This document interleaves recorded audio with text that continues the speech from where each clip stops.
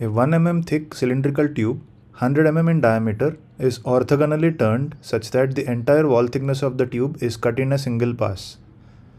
The axial feed of the tool is 1 meter per minute and the specific cutting energy U of the tube material is 6 joules per mm cube. Neglect the contribution of feed force towards power. The power required to carry out this operation is. So we need to find out the power required to carry out this orthogonal turning operation in kilowatts, and we need to round it off to 1 decimal place. Let's look at the solution. From the question, we know that the thickness of the cylindrical tube T is equal to 1 mm. Diameter of the cylindrical tube is given as D is equal to 100 mm. And from this, the axial feed is also given as 1 meter per minute, and converting that into mm per second will give us 1000 by 60. Specific cutting energy U is given as 6 joules per mm cube.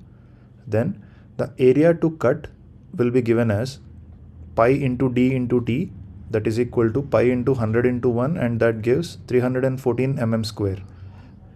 The material removal rate corresponding to this operation is determined as MRR is equal to axial feed into area of cut, where we have the axial feed as 1000 by 60 and area of cut is 314. The units for material removal rate will be mm cube per second. Then the power required to carry out the operation is given as specific cutting energy multiplied by material removal rate.